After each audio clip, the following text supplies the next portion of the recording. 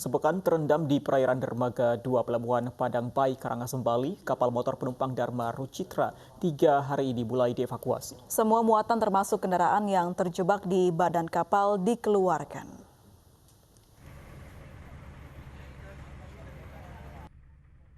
Sejumlah muatan termasuk kendaraan yang terjebak dalam badan kapal motor penumpang Dharma Rucitra 3 yang terendam di dermaga 2 Pelabuhan Padang Bayi, Karangasem, Bali dievakuasi.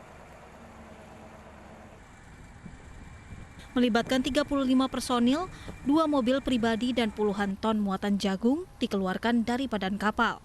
Evakuasi muatan diperkirakan akan berlangsung hingga 5 hari ke depan. Kita sudah mengeluarkan kira-kira muatan truk itu ada sekitar 20%. Setelah pengeluaran muatan, evakuasi akan dilanjutkan dengan pengapungan kapal yang akan dilakukan di tengah Selat Lombok.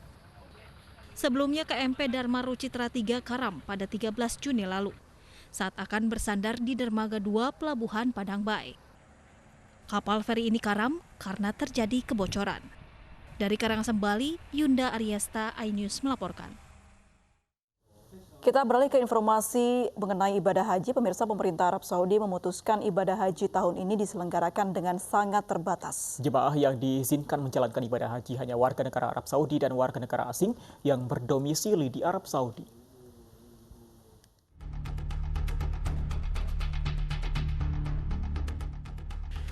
Dikutip dari laman Twitter Haramain, pemerintah Arab Saudi akhirnya memutuskan pelaksanaan ibadah haji tahun ini diselenggarakan dengan sangat terbatas. Keputusan ini diambil setelah mempertimbangkan berbagai aspek, terutama terkait pandemi COVID-19. Sementara itu, KBRI Riyadh memastikan penyelenggaraan ibadah haji tahun ini sangat terbatas dan hanya berlaku bagi warga negara Arab Saudi atau warga negara asing yang bermukim atau berdomisili di Arab Saudi. Keputusan tersebut mempertimbangkan masih adanya penyebaran COVID-19 di seluruh negara. Pembatasan jamaah diambil untuk menjamin keamanan dan keselamatan seluruh warga dan merujuk kepada ajaran Islam yang memprioritaskan keselamatan umat manusia. Menteri Agama Fahrul Razi menyatakan menghormati keputusan pemerintah Arab Saudi yang menyelenggarakan ibadah haji secara terbatas. Atas pengumuman pemerintah Saudi Arabia tersebut, Menteri Agama atas nama pemerintah Republik Indonesia menyatakan dapat memaklumi dan menghargai keputusan itu yang sangat sejalan dengan keputusan yang telah diambil pemerintah Republik Indonesia untuk membatalkan keberangkatan jemaah haji Indonesia pada tahun 1441 Hijriah atau 2020 Masehi dengan pertimbangan keamanan dan keselamatan jemaah. Sebelum keputusan pemerintah Arab Saudi, sedikitnya ada 8 negara yang telah memutuskan tidak memberangkatkan jamaahnya, yaitu Indonesia, Malaysia, Singapura, Brunei Darussalam, India, Mesir, Uzbekistan, dan Afrika Selatan. Tim Liputan iNews melaporkan. Lalu apa langkah pemerintah Indonesia menyikapi keputusan Arab Saudi tersebut? Mungkinkah ada pelonggaran untuk jemaah haji Indonesia? Sudah bergabung bersama kami staf ahli Menteri Agama, Pak Oman Fatur Rahman. Selamat sore Pak Oman.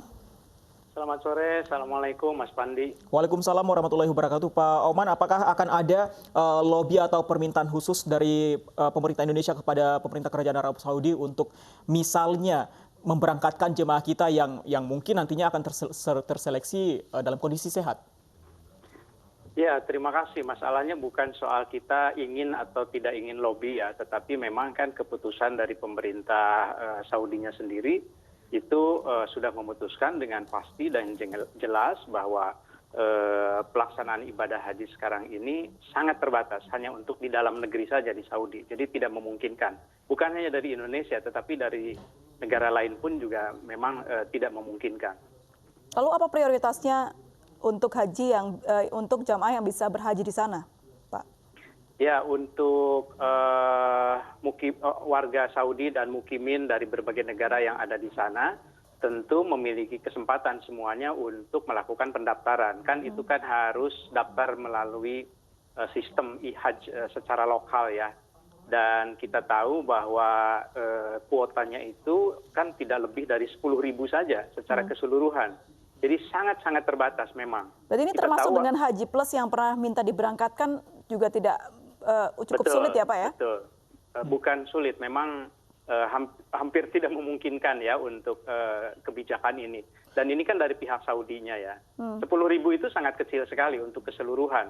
Warga negara Indonesia saja yang ada di sana itu mungkin mencapai 500 ribuan ya yang ada di sana. Tapi sudah ada data dari Kementerian Agama, Pak Oman, WNI yang ada di sana yang kemungkinan akan melaksanakan ibadah haji? Yang ada datanya itu data keseluruhan WNI yang ada di Saudi, di KJRI kan ada ya. Nah tetapi sampai sekarang kan baru tadi malam pengumuman dibukanya IHAJ itu, sampai tadi siang kami melakukan koordinasi dengan konsul haji di Jeddah juga, belum ada datanya berapa yang mendaftar khususnya dari warga negara Indonesia. Oke. Karena jatah pernegaranya juga belum. Nah, tapi tadi Anda bilang Pak Oman ada 500 ribu WNI yang ada di sana. Untuk prioritasnya nanti seperti apa? Siapa yang akan jadi prioritas untuk dari sedikit tersebut yang bisa melaksanakan ibadah haji untuk WNI? Iya, jadi berdasarkan informasi yang kami terima, ada syarat-syaratnya. Pertama, umur tidak lebih dari 65 tahun begitu. Kemudian ada pemeriksaan kesehatan sebelum menuju ke Arafah.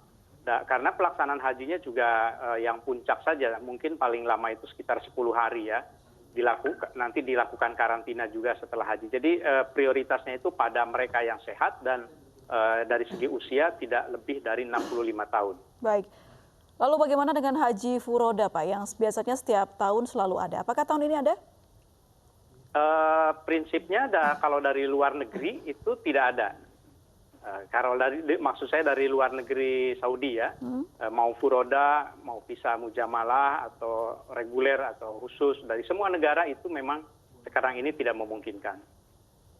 Baik, terima kasih Pak Oman Fatur Rahman sudah bergabung bersama kami di News Sore. Ya. Selamat sore, Assalamualaikum Pak. Dan pemirsa, kami akan kembali dengan informasi lainnya untuk Anda. Tetaplah bersama kami di News Sore.